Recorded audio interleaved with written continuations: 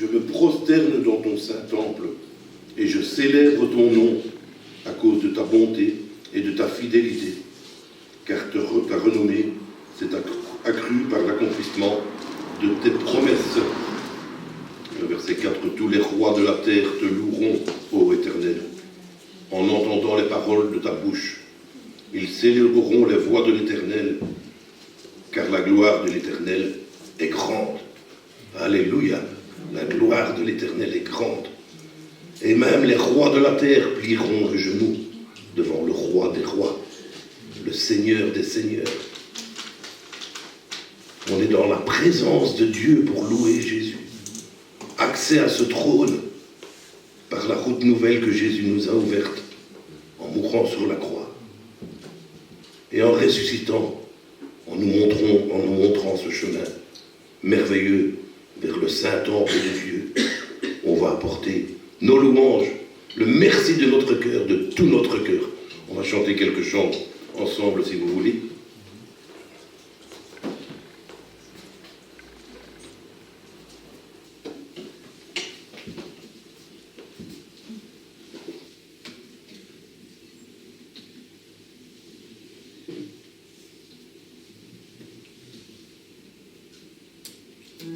Peut-être se lever pour le premier chant, si vous voulez.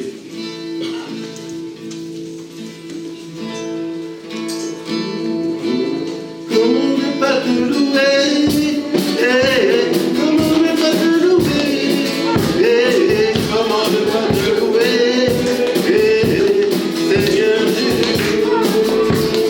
Comment ne pas te louer, comment ne pas te louer, comment ne pas te louer, Seigneur Jésus. Comment je vois très loin, Seigneur Jésus, je te bénis. Comment ne pas te louer, Seigneur Jésus. Comment, quand je regarde autour de moi, je vois mes pères, Seigneur Jésus, merci pour eux. Comment ne pas te bénir, Seigneur Jésus. Comment ne pas te louer, comment ne pas te louer, comment ne pas te louer, Seigneur Jésus. Comment ne pas te louer, comment ne pas te louer, comment ne pas te louer, Seigneur Jésus.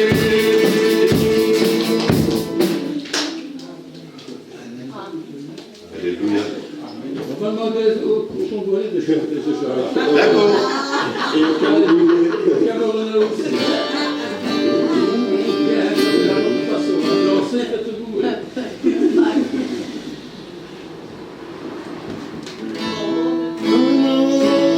Comment ne pas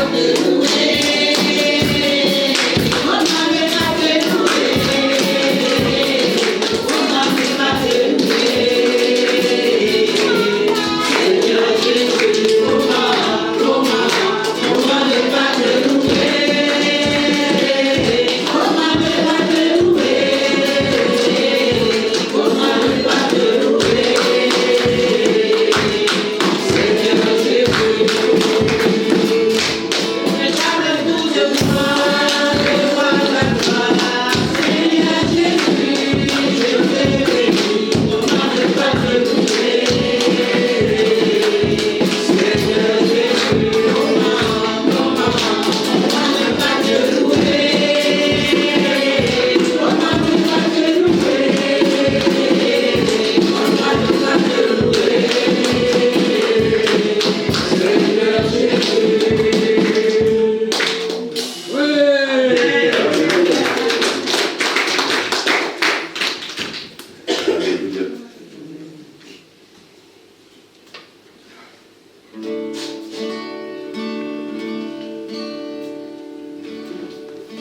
et me voici à tes pieds.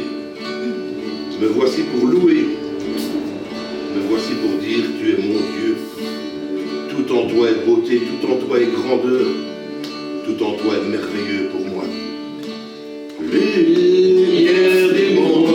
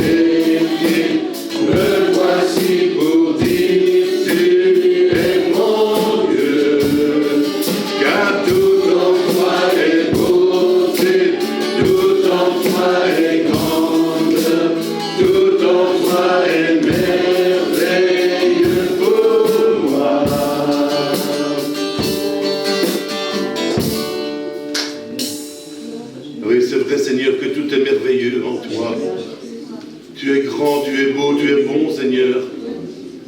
Combien on veut te louer et t'adorer ce matin, ensemble.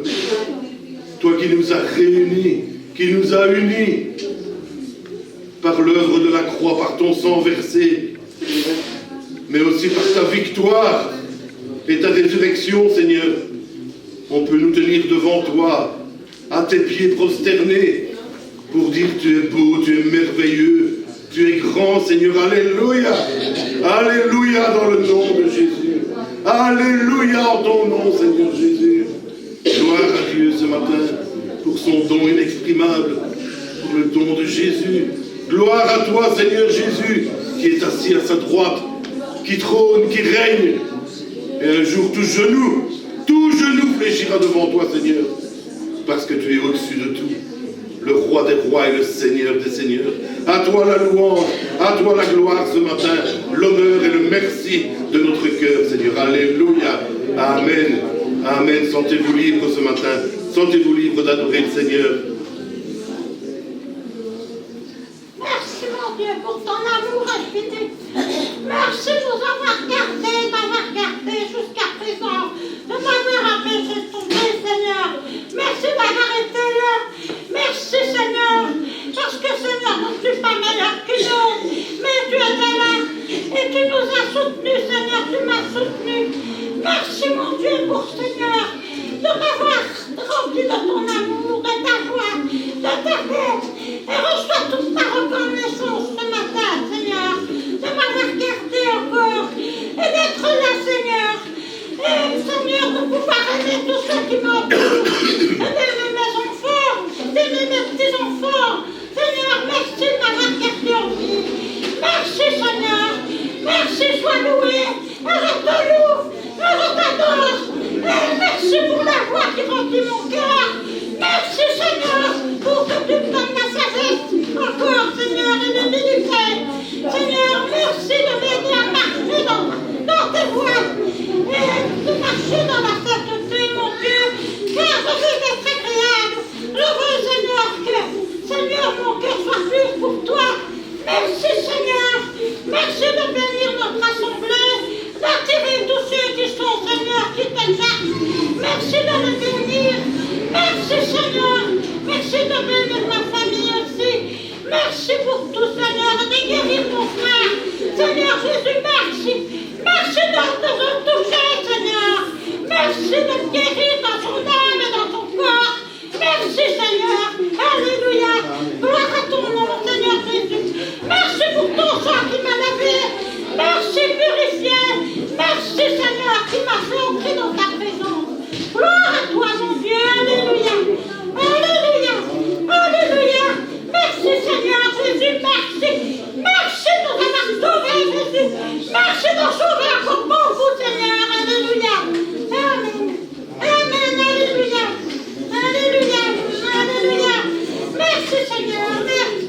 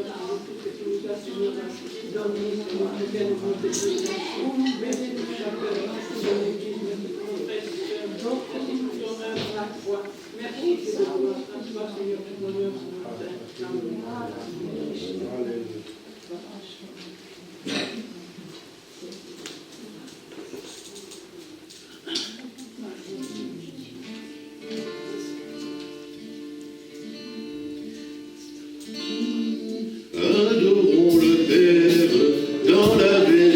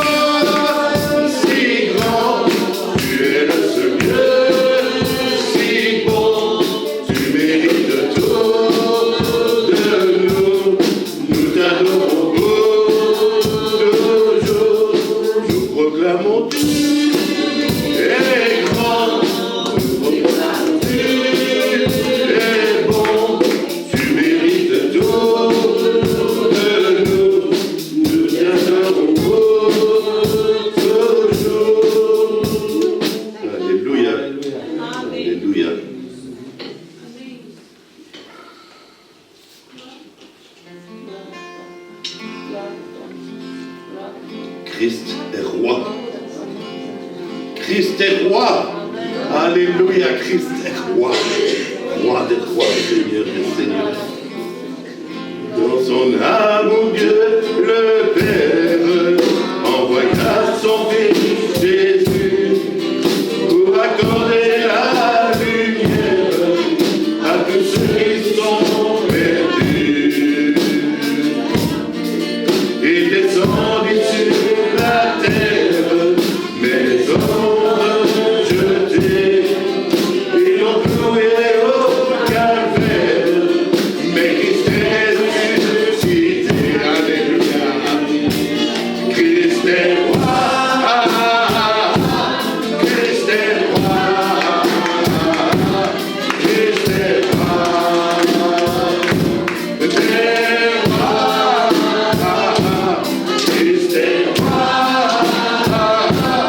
Christ est roi. Christ est roi.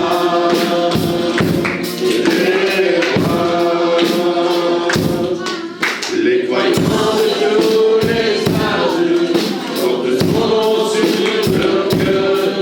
Dans l'épreuve il y a courage, car le Dieu est un sauveur. Ils vont par toute la terre annoncer le Christ béni, fiers de porter leur bannière sur laquelle il est écrit: Christ est roi. Christ est roi. Christ est roi. Christ est roi. Est roi. Christ est roi. Christ est roi. Christ est roi. Un jour les chrétiens du monde seront rassemblés par lui. Ils sortiront de leur tombe, car en lui ils auront la vie. Ils formeront un royaume, leur sera leur pays. Leur hymne sera un psaume à la gloire du Messie. Christ est roi. Christ est roi. Christ est roi. Est roi. Christ est roi. Christ est roi. Christ est roi. Christ est roi.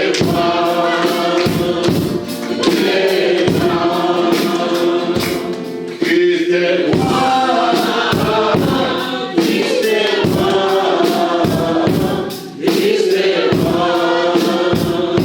est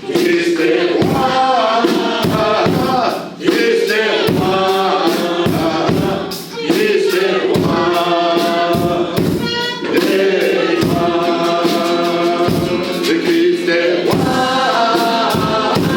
Christ est roi. Christ est roi.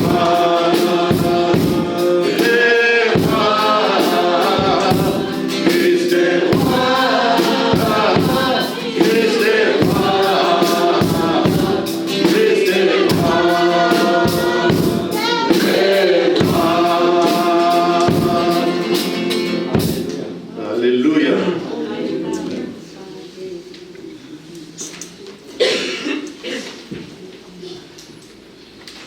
Pour chanter un chant avant de passer avec la Sainte Seine et nous rappeler de ce que le Seigneur a fait pour nous et de ce qu'il a demandé aussi, de prendre ce repas en mémoire de lui. Le roi dans sa splendeur, vêtu de majesté, la terre se réjouit.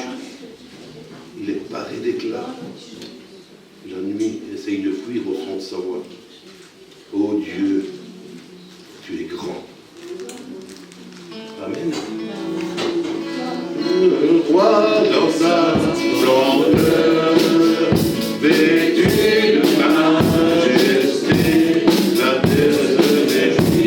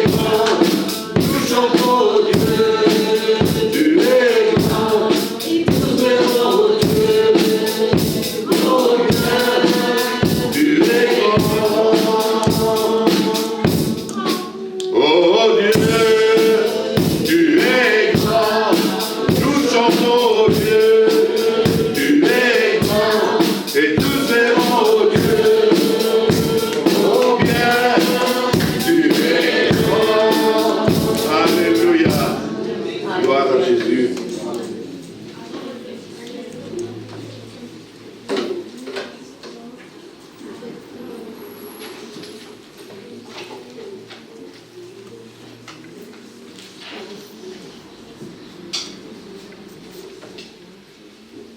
On va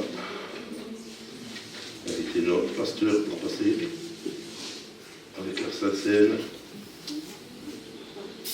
On va d'abord lire un passage qu'on connaît tous, Ésaïe 53.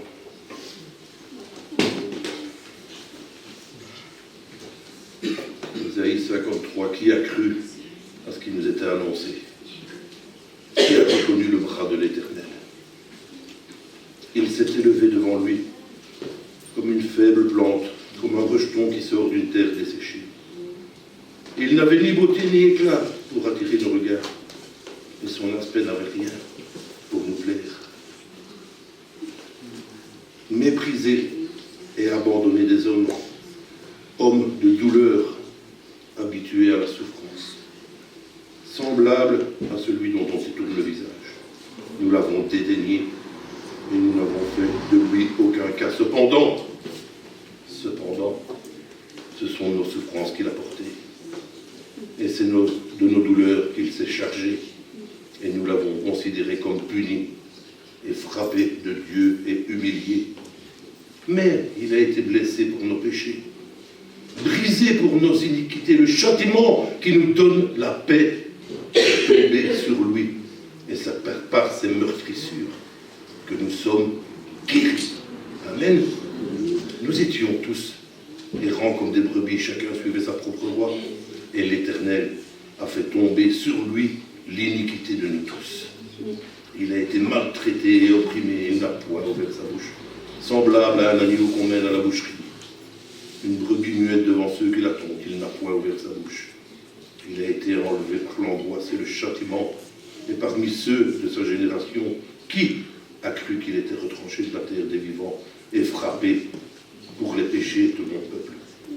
On a mis son sépulcre parmi les méchants, et son tombeau avec le riche, quoiqu'il n'ait point commis de violence et qu'il n'y ait point eu de fraude dans sa bouche. Et il plut à l'Éternel de le briser par la souffrance. Après avoir livré sa vie en sacrifice pour le péché, il verra une postérité et prolongera ses jours, et l'œuvre de l'Éternel prospérera entre ses mains. À cause du travail de son âme, il rassasiera ses regards. Par sa connaissance, mon serviteur juste justifiera beaucoup d'hommes, et il se chargera de leur iniquité. C'est pourquoi je lui donnerai une part avec les grands. Il partagera le butin avec les puissants, parce qu'il s'est livré lui-même à la mort, et qu'il a été mis au nombre des malfaiteurs, parce qu'il a porté le péché de beaucoup d'hommes, et qu'il a intercédé pour les coupables.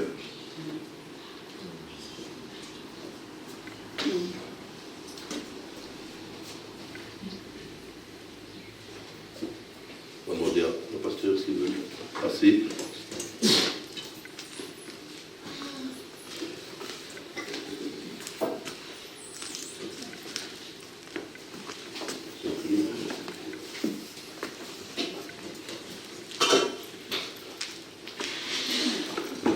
Merci Seigneur pour ton corps qui a été livré pour nous.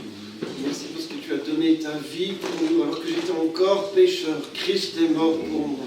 Et merci parce que tu aimes chaque personne qui est là ce matin. Tu dis, je t'aime aussi, j'ai donné ma vie pour toi. Merci Seigneur parce que tu n'es pas resté mort, mais tu es ressuscité, tu es vivant au siècle des siècles. Et nous avons cette espérance en toi qu'un jour nous aussi, merci Seigneur, nous aussi nous serons dans ta présence. Là où tu es, nous serons aussi. Merci Seigneur Jésus. Amen. Nous te remercions Seigneur pour ton sang appelé pour nous. Le sang d'une nouvelle alliance entre Dieu et l'homme. Nous te remercions Seigneur car tu as vu une postérité. Nous sommes ta postérité Seigneur. Nous sommes Seigneur tes enfants. Nous te remercions Seigneur Jésus de nous avoir lavé de tous nos péchés par ton sang, de nous avoir justifiés par ton sang, de nous avoir sanctifiés par ton sang. Merci Seigneur pour tout ce que tu es pour nous. Nous avons la victoire dans le sang de Jésus. Merci Seigneur. Amen. Amen. Voilà, bienvenue. On est heureux de se retrouver aujourd'hui. Donc voilà, j'ai 2-3 infos. Dimanche prochain, on a encore un culte en espagnol avec le groupe de Latino, là, qui sont là. Bonjour, ¿cómo estáis? Bien. Voilà. El domingo próximo tenemos el culto en español otra vez como la semana pasada. Voilà, à 16h, dimanche prochain, hein, avec le pasteur Diodoro qui vient de Bruxelles. Voilà, ça c'est dit.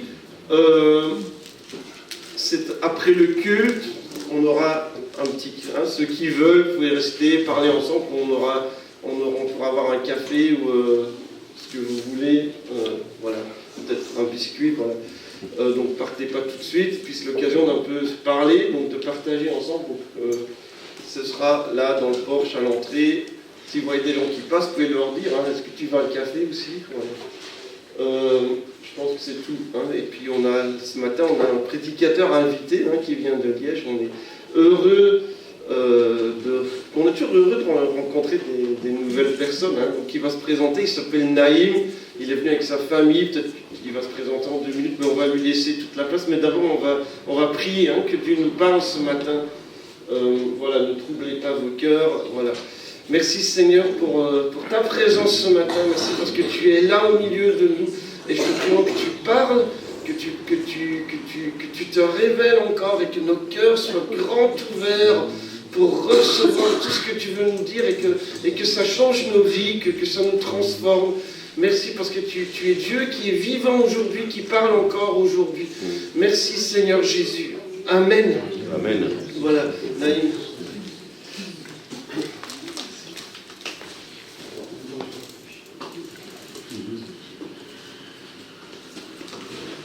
Bonjour à tous. Alors je m'appelle Naïm Bentanfous. Mon nom il indique déjà beaucoup de choses sur moi. Donc vous avez bien compris, j'ai des origines flamandes.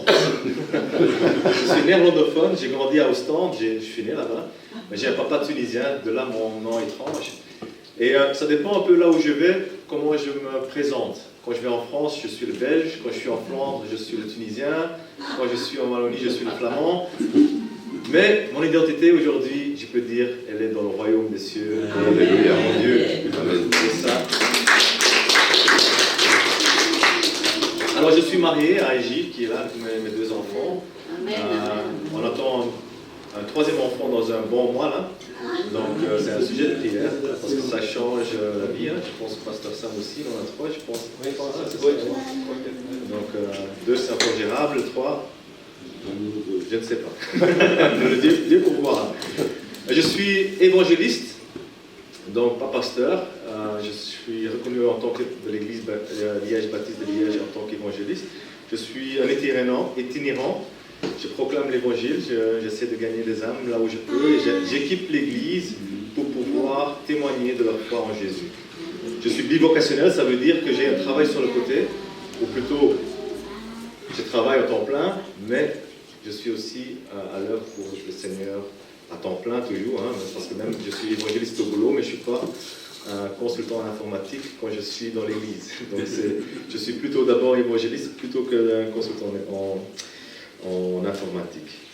Et je suis associé avec l'association France Évangélisation, où je suis aussi, je travaille avec d'autres évangélistes dans toute la francophonie, même en Flandre aussi. Donc voilà un petit peu sur moi. Alors, le message de ce matin, c'est « Ne troublez pas votre cœur ». Alors, qui d'entre vous a déjà perdu un jour son chemin? Moi, ça m'est souvent arrivé quand j'étais plus jeune, quand j'étais dans des camps et on faisait des jeux de piste. J'étais souvent dans l'équipe qui était toujours perdue. Je ne sais pas si c'était un hasard, mais souvent, celle qui dirigeait ce groupe-là, c'était la femme de mon pasteur. Elle a beaucoup de grandes qualités, m'a tenu une carte, ça n'en est pas une. Mais aujourd'hui, on a ce fameux GPS, n'est-ce pas? Et quand on ne connaît pas quelque part où on doit y aller, on a presque la certitude avec le GPS qu'on va arriver. Aujourd'hui, ici, pour venir ici ce matin, je n'avais aucune idée où l'église est, je ne connais pas du tout Verviers, mais j'étais sûr que je pouvais me fier à mon GPS. Alors qui a 100% confiance dans son GPS? N'ayons pas honte à le dire. Hein. J'ai des fois même plus confiance dans la dame de mon GPS que dans mon propre épouse qui est à côté de moi, qui m'indique les chemins. Ça, c'est des fois plus inquiétant, parce que je ne connais pas cette dame de mon GPS finalement. Il y a quelques années, on était en vacances en Italie et on devait aller de Piémont en Toscane. Et vous avez peut-être entendu, ou vous vous souvenez, il y a eu un Genova, à un moment donné, un pont qui s'est effondré. Et nous, on était juste en vacances dans cette période-là, et on devait passer par Genova pour passer en Toscane. Et à un moment donné, on arrive sur un croisement, et c'était droite-gauche sur l'autoroute. Mon italien, il est pas assez bien pour déterminer qu'est-ce qu'il y avait écrit, donc je devais rapidement décider, j'ai pris droite, et bien, malheureusement, c'était pas par droite. Et pendant 1h30, on a roulé entre des blocs de béton, pas moyen de faire demi-tour, des enfants qui doivent faire pipi, mon épouse qui est stressée parce que les enfants, enfin, ils doivent faire pipi, et moi je suis stressé parce que tout le monde est stressé. Donc, on a dû faire 1h30 pour revenir au point de croisement, et là j'ai pris à gauche. J'étais enfin sûr que j'étais de nouveau sur la bonne route. Et à un moment donné, on passe par Pise. Et je dis, pour alléger un peu les esprits dans la voiture, on va faire un petit stop, on va aller voir la tour de Pise. On va prendre un moment tranquille avant de continuer notre chemin. Et à un moment donné, je vois des gens faire signe, commencer à toquer sur la vitre. Et je dis, Gilles, ferme bien les portes à clé, parce qu'il y a plein de gens qui veulent me vendre des trucs ici. Et à un moment donné, je m'arrête juste devant la tour de Pise. Le petit dormait, donc je dis à Gilles, prends la grande et faites quelques photos. Et quelqu'un toque sur ma vitre. Je descends quand même la vitre, c'était une gentille dame. Ça avait l'air d'être une gentille dame. Elle me dit, monsieur, au centre de Pise, vous n'avez pas le droit de rouler. C'est juste pour les riverains. Et effectivement, quelques mois après, il y avait des caméras partout, donc j'ai eu l'amende, c'était 160 €. Donc ça m'a coûté très cher le petit détour. Et il y a le dicton qui dit « Tous les chemins mènent vers Rome ». Mais qui oserait aller à Rome ici en empruntant n'importe quel chemin? En tous les cas, pas moi. Où est-ce que je veux en venir? C'est que nous sommes tous sur un chemin, n'est-ce pas? Et la Bible nous dit qu'il n'y a qu'un chemin qui mène vers Dieu. Un seul. Et des fois, on se laisse guider par des autres, comme avec le GPS. Mais il y a un moment dans notre vie où on doit prendre notre propre décision.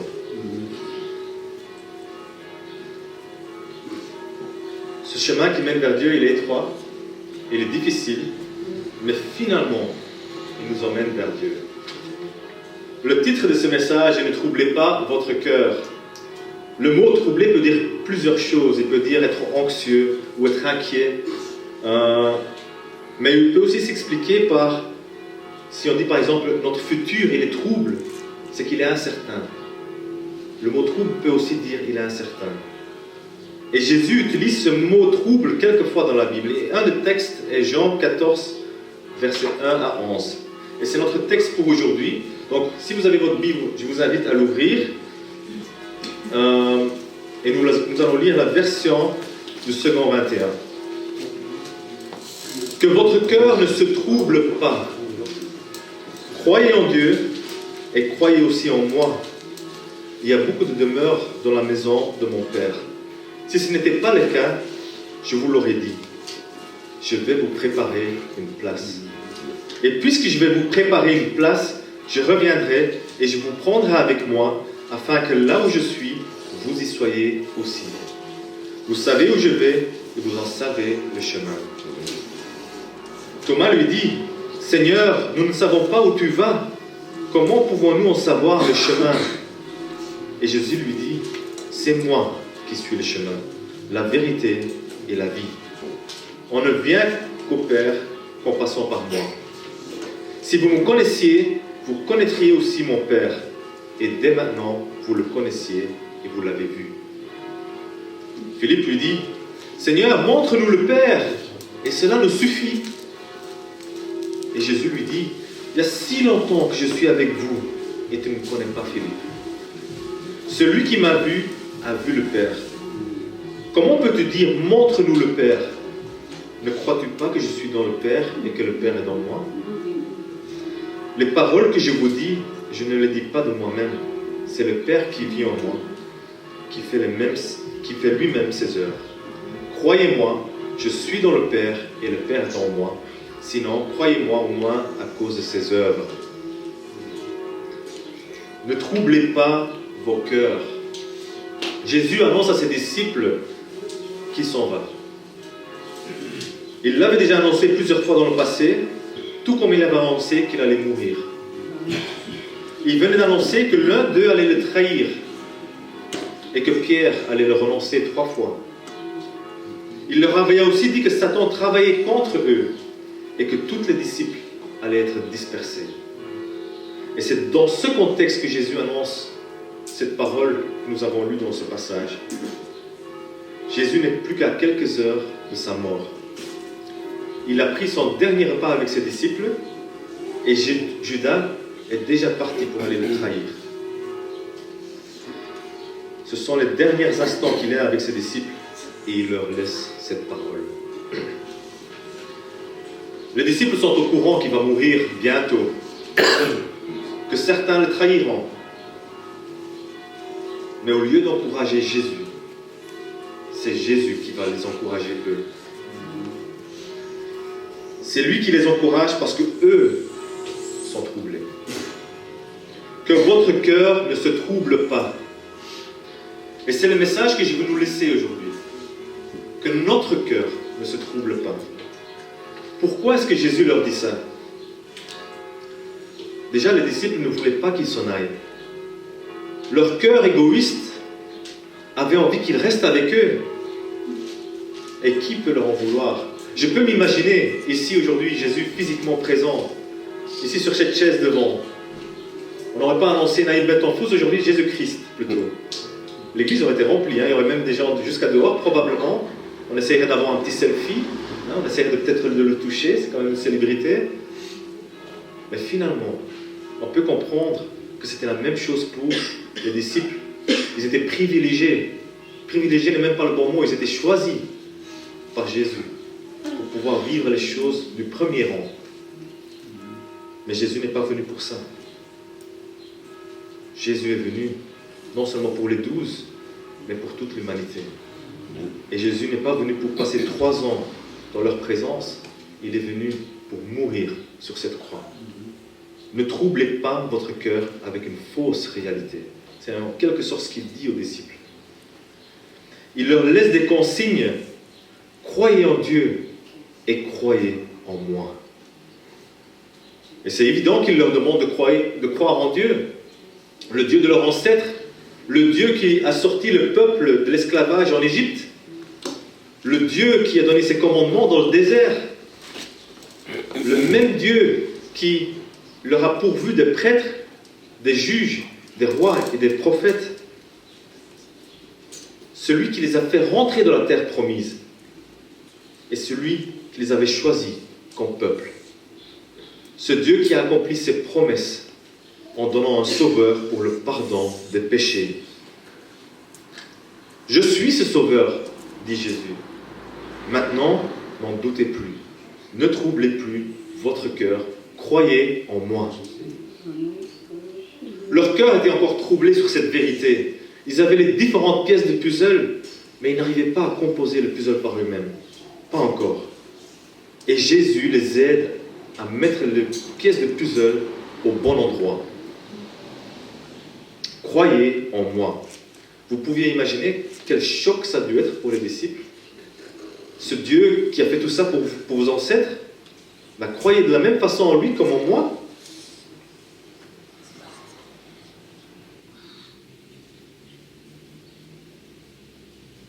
La ligne entre fils de Dieu et blasphème était, à cette époque-là, très, très limitée. Donc pour eux, c'était des choses nouvelles qu'ils entendaient. Croyez en moi. Ayez la même confiance en moi comme vous avez en Dieu. Jésus parle de lui-même en tant qu'égal de Dieu.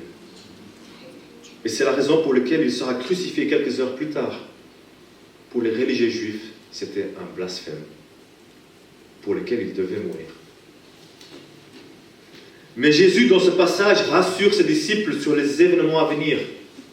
Croyez en moi, je vais vous préparer une place et je reviendrai et je vous prendrai avec moi pour que là où je suis, vous seriez aussi.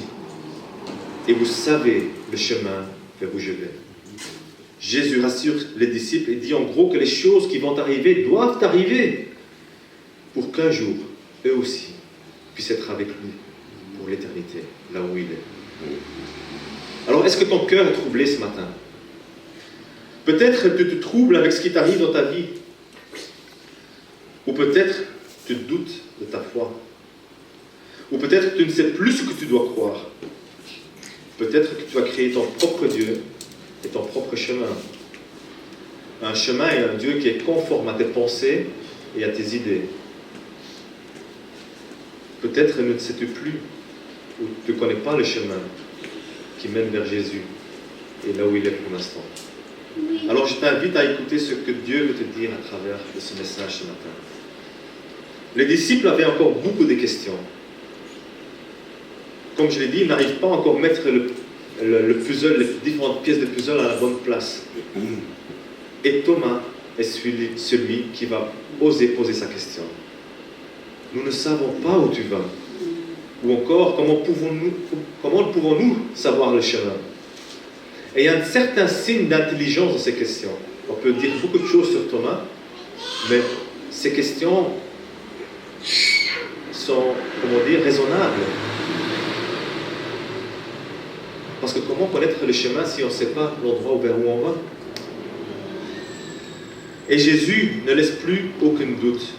Je suis le chemin, la vérité et la vie. On ne vient au Père qu'en passant par moi. Si vous me connaissiez, vous connaîtriez mon Père. Et dès maintenant, vous le connaissez parce que vous m'avez vu. Une parole qui nous est probablement familière. Et si les pharisiens ont été présents en ce moment même, quand Jésus a adressé cette parole, il aurait probablement lapidé directement sur le champ. Désormais, vous avez vu le Père et vous le connaissez. Vous avez vu Dieu de vos propres yeux, puisque vous m'avez vu. C'est tellement choquant que Philippe n'y croit pas ses oreilles. Il a vraiment dit ça. C'est dur pour eux d'entendre que désormais ils ont vu le Père, puisqu'ils n'ont vu que Jésus. Et Philippe demande à Jésus, « Seigneur, montre-nous le Père. Cela nous suffit. » Jésus venait d'expliquer. Jésus aurait été un enseignant à l'école. Je ne sais pas s'il y a des enseignants, je m'en excuse. C'est comme ça que moi j'ai vécu mon enseignement à l'école. Mais t'en fous. T'as toujours pas compris. Écris-le 100 fois pour demain. Tu as vu le Père.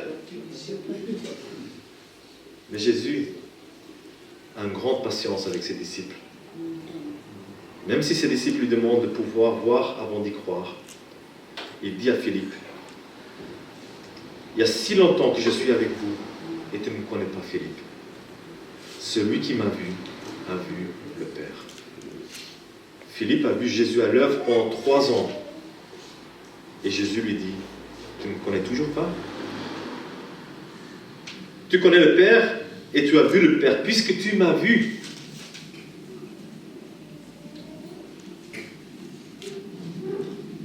Est-ce que Jésus a le même message pour nous ce matin? Il y a si longtemps que j'œuvre dans ta vie, tu ne me connais toujours pas? Le dernier moment que Jésus est avec ses disciples, il insiste auprès de eux pour qu'ils aient confiance en lui, qu'il ne trouble pas leur cœur. Il est en train de briser toute religiosité en eux, toute culture, parce que c'est ça qui leur empêche de voir Jésus réellement pour qui il est. Et Jésus ne laisse plus de doute sur qui il est, ni sur où il va, ni sur comment ils peuvent aller où lui il est. Et c'est vrai pour nous aussi ce matin. Ça n'a pas changé depuis. Notre état de pécheur fait que nous sommes tous religieux. Nous avons tous grandi dans une culture. Nous croyons tous en quelque chose. Et cela nous empêche aussi à réellement voir Jésus et qui il est réellement. Je suis le chemin, la vérité et la vie. C'est l'une de 7 fois que Jésus utilise « je suis ». Et en hébreu, on pourrait le traduire autrement. Quelqu'un sait? Je prends des raccourcis, hein, mais le temps manque pour l'expliquer complètement. Mais quelqu'un sait comment Dieu s'est révélé à Moïse dans la buisson ardente? En hébreu, sous le nom de Yahvé. Je prends des raccourcis, mais c'est je suis. Yahvé est le chemin, Yahvé est la vérité, et Yahvé la vie. Dans ce premier partie du message, nous avons vu la divinité de Jésus-Christ. Il est Dieu fait homme, il est Dieu qui est venu à nous. Ne soyons pas troublés, croyez en lui.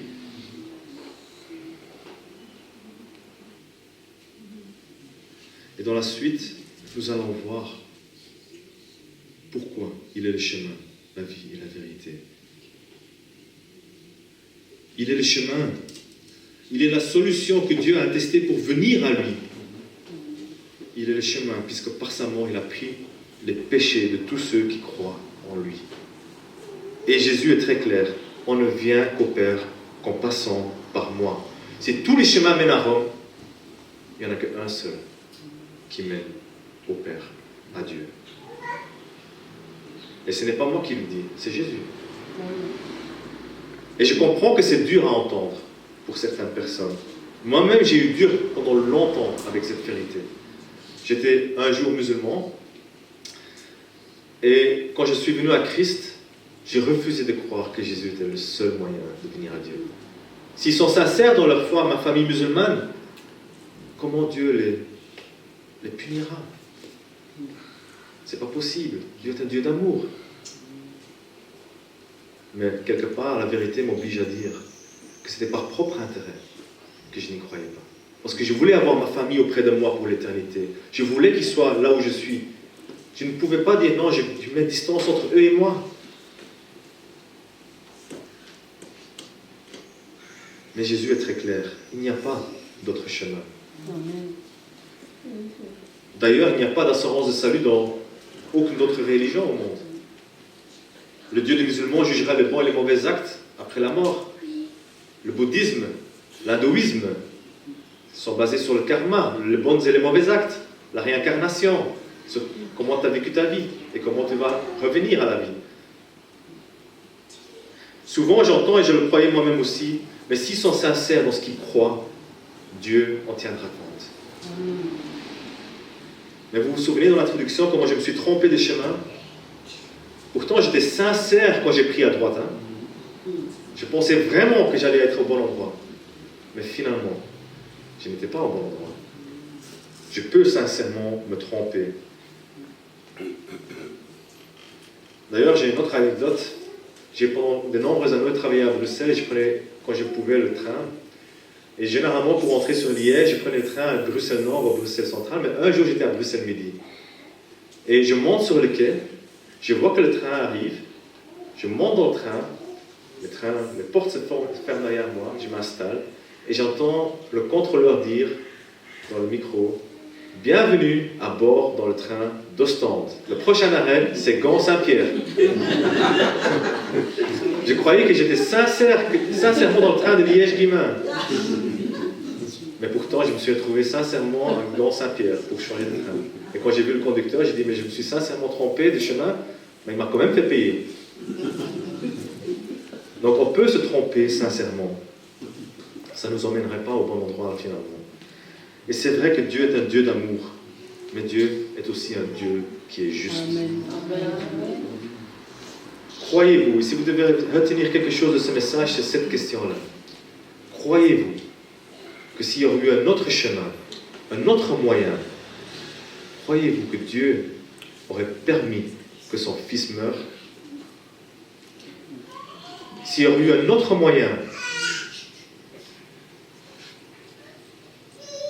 croyez-vous que Dieu aurait permis que son fils devienne péché?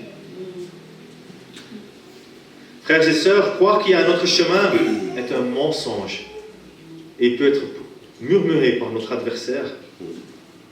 Il espère nous tromper, nous manipuler, mais c'est un menteur. Ne soyons pas troublés par lui. Nous pouvons aussi nous troubler par nos propres idées, quand nos propres pensées prennent le dessus. Notre état de pécheur fait que nous transformons la vérité, que nous créons notre propre Dieu, notre propre chemin, avec lequel nous sommes confortable et nous créons en quelque sorte notre propre religion dans ce cas-là. Nous marchions ainsi sur notre propre chemin, un chemin sur lequel nous sommes à l'aise, nous sommes heureux, joyeux, parce que tout est en conforme avec nos idées et nos pensées, mais c'est un chemin qui nous éloigne de Dieu. Si nous comprenons que Jésus est le seul chemin, nous comprenons aussi qu'il y a beaucoup des âmes perdues autour de nous. Et nous allons agir différemment avec ces personnes-là. Nous allons amener le message d'évangile avec urgence.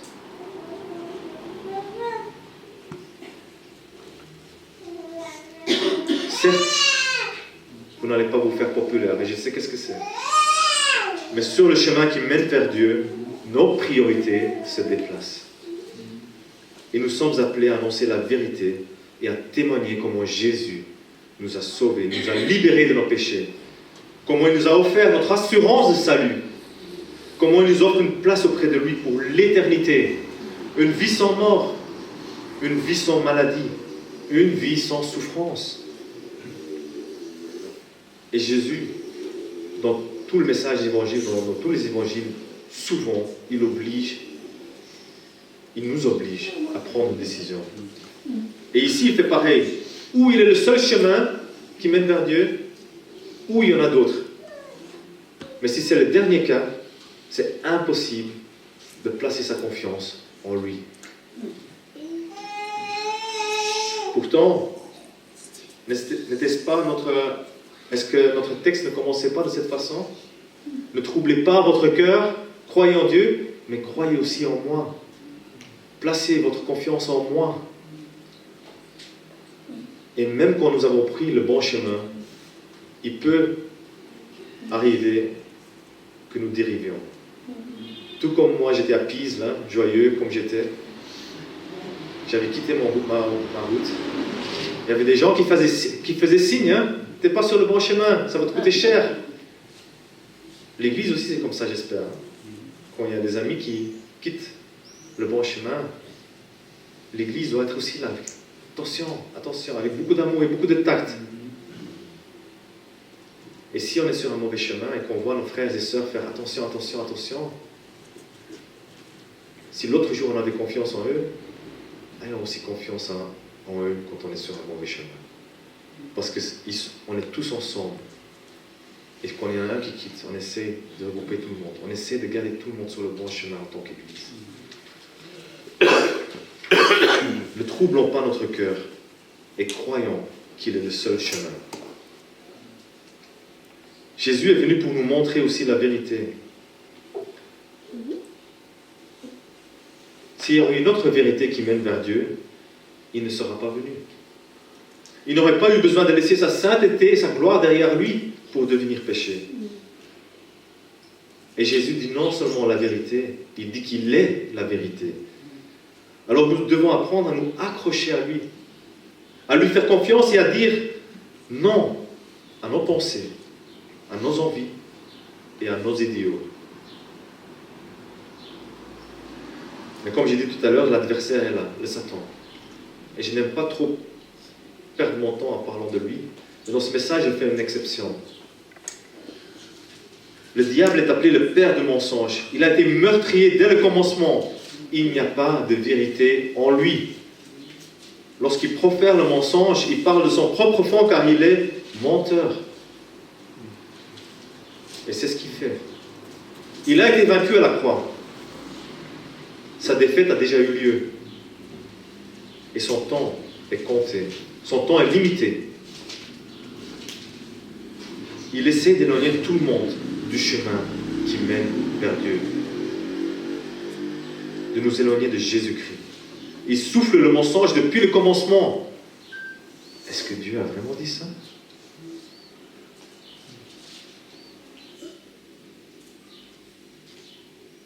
Oui, Dieu a vraiment dit ça. Ne le laissons pas troubler par lui. Il essaierait de vous troubler tout le long de votre vie. Il vous ment, il vous manipule, il vous détruit. Il a la rage. Voici comment il fonctionne. Est-ce que Jésus est vraiment le seul chemin qui mène vers Dieu? Ou encore, est-ce qu'il y a vraiment quelqu'un qui t'aime? Est-ce que ce monde ne sera pas mieux sans toi? Est-ce que ta vie a vraiment un sens? Est-ce que tu dois vraiment continuer à vivre? Est-ce que tu te trouves vraiment beau? Est-ce que tu te trouves vraiment belle? Ne voudrais-tu pas être comme elle? Ne voudrais-tu pas être comme lui? Est-ce que Dieu t'aime vraiment? Alors pourquoi cet handicap? Pourquoi cette maladie? Es-tu vraiment une fille? Es-tu vraiment un garçon? Veux-tu vraiment de cet enfant dans ton ventre? Comment vas-tu faire? Est-ce que tu aimes vraiment encore ton mari? Est-ce que tu aimes encore ton épouse? Le diable fonctionne comme ça depuis le commencement. Et si c'est ta pensée aujourd'hui, voici ce que j'ai envie de te dire. Dieu t'aime tellement profond qu'il est venu à toi. Il est venu pour toi, pour mourir pour toi. Il veut donner un sens à ta vie. Il t'a créé pour que tu puisses le connaître, pour que tu puisses marcher avec lui. Il veut remplir le vide que tu ressens dans ta vie. Il est le seul qui peut remplir ce vide parce que tu as été créé pour lui. Il te voit. Il t'aime. Il connaît tes souffrances. Il souffre avec toi. Il veut t'offrir ce qu'il a de meilleur. Il veut t'offrir sa vie. Il veut t'offrir de l'espérance et un avenir sans maladie, sans handicap, sans souffrance. C'est la promesse qu'il te fait. Et ces paroles sont la vérité. Et la vérité que tu cherches s'appelle Jésus-Christ. Il est la vérité et il nous montre que Dieu tient toujours ses promesses. Rechercher en tout son chemin et sa vérité. Puisqu'à la fin, c'est là où tu vas trouver du réconfort. Parce que Jésus-Christ t'aurait donné sa vie. Une vie qui ne connaîtrait plus de fin. Ne trouble pas ton cœur. Il est la vérité que tu cherches. Jésus nous dit qu'il est la vie. Il n'est pas la vie comme nous le connaissons, puisque la vie que nous connaissons est temporaire. Tout a un début et une fin. Jésus est la vie qui a toujours existé et qui existera toujours. Et il est le seul qui peut nous offrir la vie éternelle, la vie qui durera toujours. Des fois, notre cœur est troublé puisque nous tenons à cette vie. Mais tout dans cette vie est temporaire. Ta maison, temporaire. Ton travail, temporaire. Ta voiture, temporaire. Tes finances, temporaire. Et ça, ce sont uniquement les choses matérielles. Je vais aller plus loin. Ta jeunesse, temporaire. Tes amis, temporaire. Tes parents, temporaire. Ton conjoint, temporaire. Tes enfants, temporaire. Ta famille, temporaire. Ta santé, temporaire. Ta respiration, temporaire. Tes pensées, tes idées et tes ambitions, temporaires. La vie que ce monde peut vous offrir est temporaire. Ne soyons pas troublés. Tout ce qui concerne la vie ici-bas est temporaire. La vie dont Jésus parle est éternelle. Il ne connaît pas de fin. Elle est d'abord spirituelle, mais la Bible nous fait la promesse d'une vie physique, une nouvelle vie physique dans l'avenir. Elle sera parfaite. Imaginez-vous, des relations parfaites, plus de souffrance, plus de maladies, des amitiés parfaites. Et pour moi-même, à nouveau des cheveux. C'est la vie que Jésus veut et peut nous offrir. Mais Jésus nous avertit aussi. Étroite est la porte. Resserrez les chemins menant à la vie. Et il y en a peu qui les trouvent. Suivre le chemin qui mène à la vie n'est pas facile. Nos pensées feront troubler notre cœur. Plus qu'une fois. Suivre Jésus est douloureux puisque c'est le processus de mourir à ses propres ambitions, de mourir à ses propres idéaux, de mourir à ses propres idées et pensées, mourir à son propre confort, et dans beaucoup de cas, c'est même faire face aux gens, aux personnes que nous aimons. Et Jésus laisse toujours un choix. Soit tu y crois, soit tu n'y crois pas. Il n'y a pas de chemin entre les deux. Mais finalement, on peut se poser la question, pourquoi peu de gens trouveront ce chemin? Pourquoi est-ce si difficile de croire en ce Dieu qui est venu à moi? Pourquoi est-ce si difficile à croire en ce Dieu qui est mort sur une croix pour le pardon de mes péchés? Qu'il est le roi qui règne sur la mort puisqu'il en est ressuscité? Pourquoi est-ce si dur de croire qu'il veut m'offrir le salut, qu'il veut me donner l'assurance de mon salut? Pourquoi est-ce si dur de croire qu'il veut me donner de l'espérance à voir la vie éternelle avec lui? Les cicatrices sur ses mains et sur ses pieds me prouvent son amour pour moi. Il est mort pour moi pour qu'il puisse m'offrir la vie éternelle. Nommez-moi un autre Dieu qui fera ça pour vous.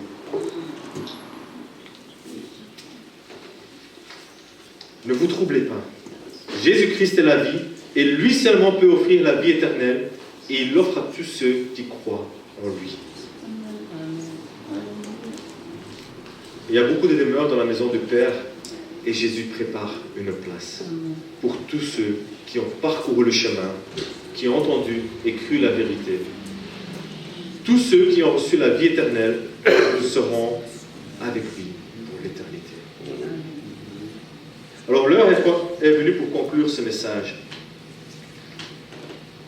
Je suis le chemin, la vérité et la vie.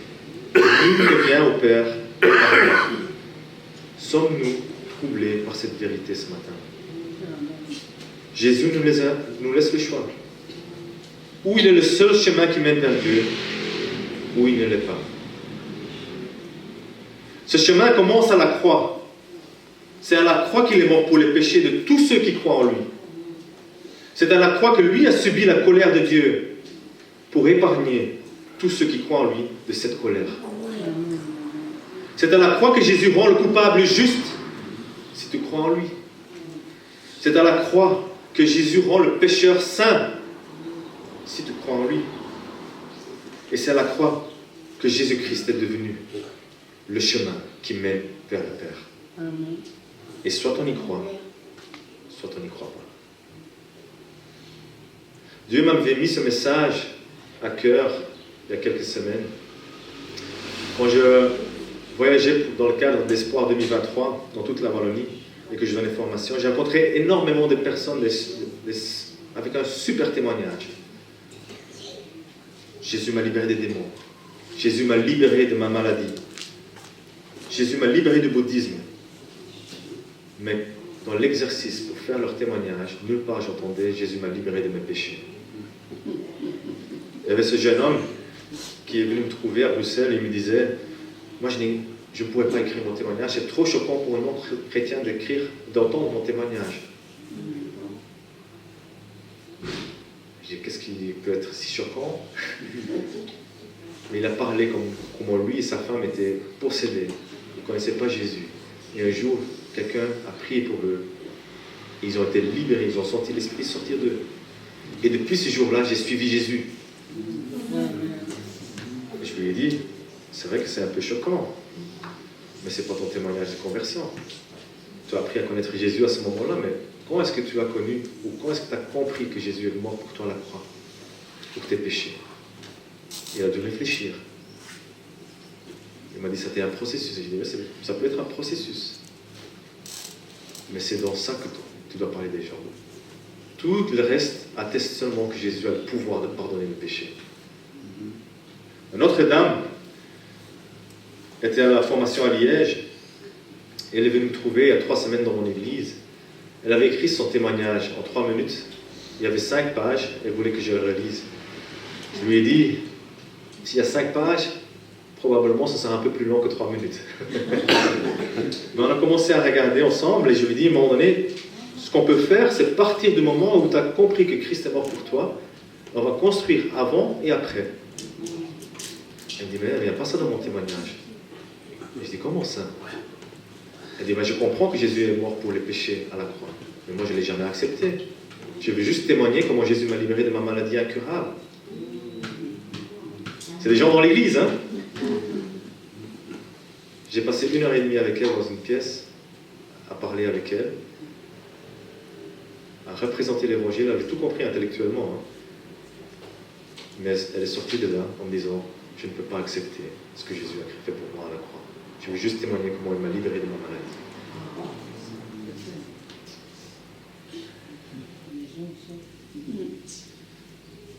C'est des personnes qui étaient prêtes à se former pour se témoigner pour Espoir 2023. Mais certains d'entre eux n'ont jamais accepté le fait qu'ils étaient pécheurs et qu'ils avaient besoin d'être pardonnés pour obtenir leur salut. Certaines de ces personnes l'ont accepté, d'autres voulaient réfléchir. Mais la vie éternelle n'est pas pour les gens bien. La vie éternelle n'est pas pour les gens qui ont eu une rencontre exceptionnelle avec Jésus, en étant libérés de maladies, de démons. La vie éternelle est pour les gens qui sont pardonnés par Jésus. Il y a une histoire dans la Bible où Jésus guérit 10 lépreux. Les 10 ont été guéris, mais seulement un est revenu près de Jésus. Et il leur dit, les 10 n'ont-ils pas été guéris? Où sont les 9 autres?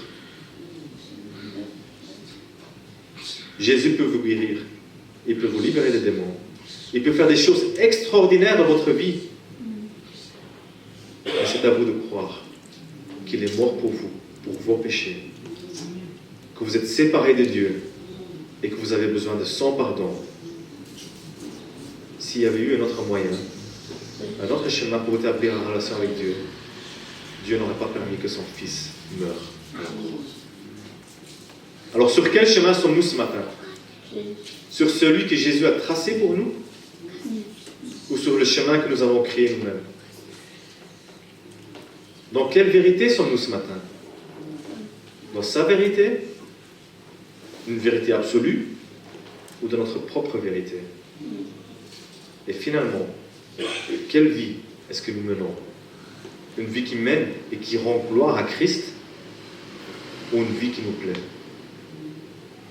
Jésus-Christ est le seul chemin qui a comme destination la vie éternelle, et non une vie temporaire. Et ça, chers amis, c'est la vérité. Et juste avant que Jésus ait prononcé cette phrase, « Je suis le chemin, la vérité et la vie », il avait instauré la Sainte Seine, ce que nous avons fait tout à l'heure. Se souvenir que c'est avec son sacrifice à la croix qui nous a rachetés, qui nous a libérés de nos péchés. Jésus nous demande de nous en souvenir régulièrement. Parce que c'est cette vérité, c'est cette parole, cette vérité qui nous garde sur le bon chemin. Pour ne pas troubler nos cœurs. Il n'y a rien que nous pouvons faire pour mériter son pardon. Mais Jésus a donné sa vie en substitution pour la nôtre. Il est venu spécialement pour toi et pour moi. Il est venu mourir sur une croix pour t'offrir la vie.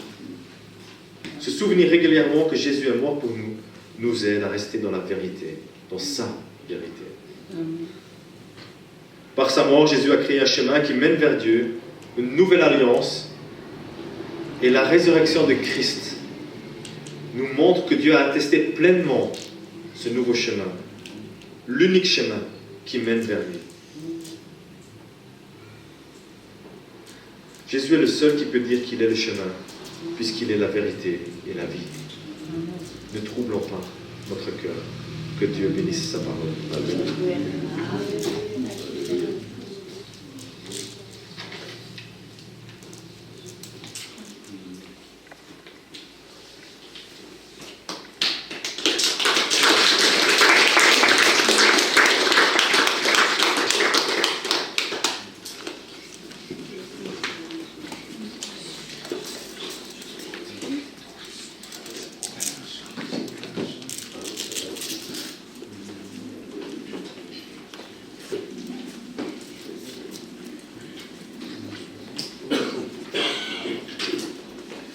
merci pour la parole, merci Seigneur, merci de ce qu'il nous a délivré, pardonné, et avec cette promesse, c'est vrai, d'être un jour avec lui, dans la paix et la joie. Et ça me faisait penser à un chant que je chantais quand j'étais jeune, donc il y a longtemps déjà. Et donc ce chant m'est revenu dans le premier tome des Gemmes l'Éternel. Né de la poussière et d'éternité, j'ai vu la lumière, elle m'a racheté. Et le cœur avide de vraie liberté, j'ai suivi ce guide, nommé vérité. Il est la vérité, le chemin et la vie, on ne vient au Père que par lui. On va le chanter si vous voulez.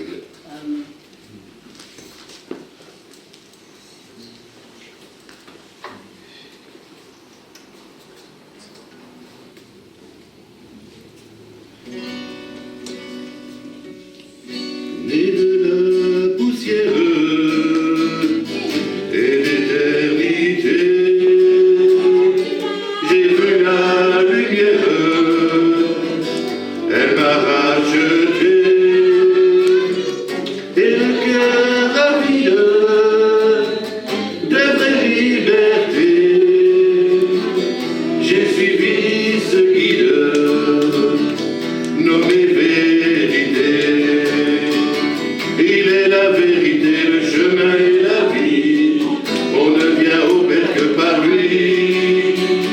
Il est la vérité, le chemin et la vie, on ne vient au Père que par lui.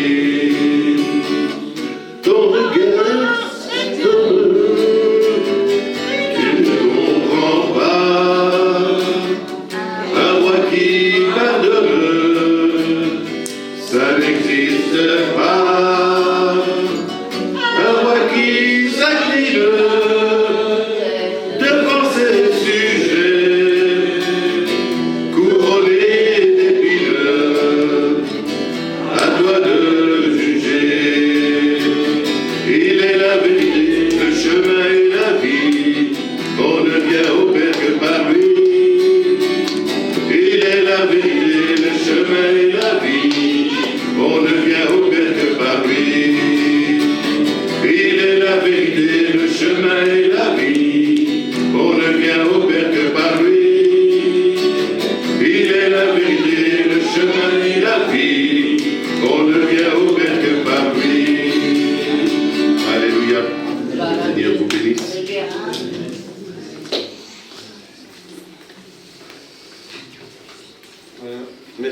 Merci Jésus, un roi qui pardonne. Toi, est-ce que tu y crois? À toi de juger. Merci Seigneur pour ce que tu fais encore ce matin. Tu continues de parler au cœur, et alors que nous rentrons, mais que ces paroles qu'on a entendues ce matin ne s'envolent pas, mais qu'elles restent gravées sur nos cœurs, et qu'on continue d'y penser, d'y réfléchir, et que vraiment ton esprit continue de travailler les cœurs, les vies. Tu es le chemin, la vérité et la vie. Croyez en Dieu, croyez en moi, il n'y a pas d'autre chemin. Il n'y a pas d'autre, il n'y a que moi. Celui qui m'a vu a vu le Père. Veux-tu voir le Père? Crois-moi.